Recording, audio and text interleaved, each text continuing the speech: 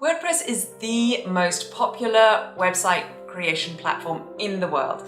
But with two versions of it, you might be wondering which is going to be the most suitable version for you and for your business. So with that said and done, let's dive into some of the key differences of these two versions of WordPress.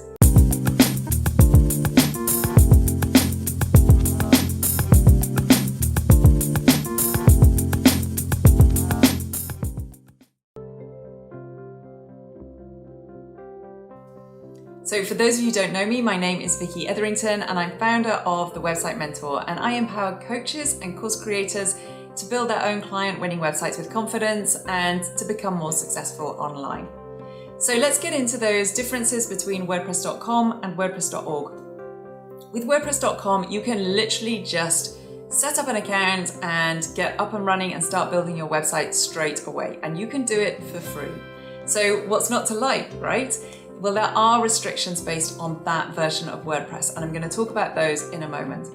With WordPress.org, which has infinite scalability, you can customize your website in any way that you like, but you do need to take a few more steps to get up and running. And those steps are that you need to have registered a domain name, you need to have sorted out hosting, and you need to install WordPress. And if that sounds all a little bit freaky and scary, don't worry, because I've absolutely got you covered with this. I've got a blog post below which talks you through all of the ins and outs of getting started.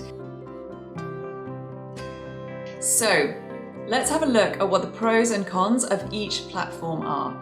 So with WordPress.com, yes, you can get started really fast, but that has restrictions with it. So you can't use your own domain name, for example, so your web address will always have WordPress.com included within it. You only have limited disk space, so that means you can't add an infinite amount of photographs. You can't install additional plugins or themes which are outside of the scope of WordPress itself. So that limits your functionality of your website and also how much you can customize it. You also can't remove WordPress.com's ads or branding, and you can't monetize your blog or your website. So you can actually pay to lift some of those restrictions. If you wanted to use your own domain name, for example, you could pay to add that as a feature. But once you're getting into that kind of subscription model, you could just as well be paying as much or maybe even more than you would be paying for a hosting plan, which would enable you to have the limitless WordPress.org platform for free. So let's have a look at what WordPress.org is actually going to cost you. So the requirements for you to get up and running are a domain name and a hosting plan. Your domain name is probably going to cost you about £7 a year. That equates to about $10 a year. And your hosting is probably going to be anywhere from about £50 a year to £100 a year. And that's about $70 to $140. So those are your costs, but the platform itself is free. It doesn't cost you anything to use WordPress.org once you've got your domain name and your hosting in place. And what that means is that you can build your website without any of those restrictions that you have on the .com website. So when might it be a good idea for you to use the .com site?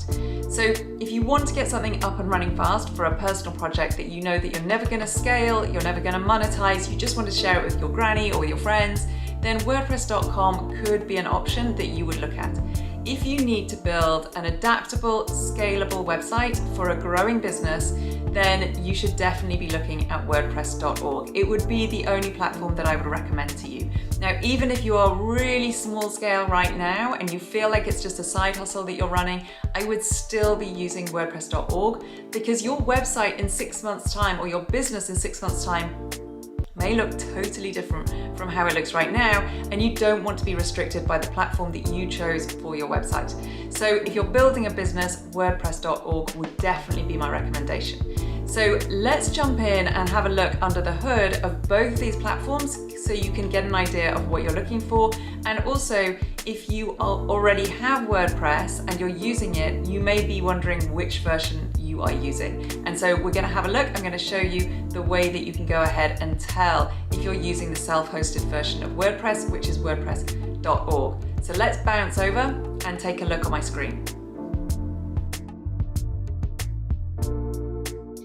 here you go. And you can see up in this corner here, you can see the full domain name, which includes the WordPress.com on it. So now if we go ahead and have a look at the dashboard of a .org site, you can see that there are similarities. So this is inside the .org site. There's similarities in some of the options down the left-hand side, but the functionality is actually very different in here. So if you already have a website and you're not sure which version you've got, then an easy way to tell is by going to yourdomain.com/wp-admin. I'll type that into the comments below. And if you hover over the symbol at the top, the logo, you can see down in the bottom left-hand side of your browser, you can see where it says HTTPS, and then you've got the WordPress.org. So that's how you tell which version you're using. Is if it says that it's .org, then you are on the self-hosted version of WordPress, which is the .org version. So to summarize, if you are struggling to make a decision about which version of WordPress you should use, if you're building a business, then I would definitely recommend that you use the self-hosted version of WordPress, which is WordPress.org. And if you need any help with choosing your domain name, getting your hosting up and running, installing WordPress, or just finding a way around WordPress, then I would really recommend that you join me on my next Confident Website Creation Challenge, which is free and is going to help you get all of those pieces of the puzzle up and running and in place really, really fast. So thank you so much for watching. If you like this video, please subscribe and hit the like button.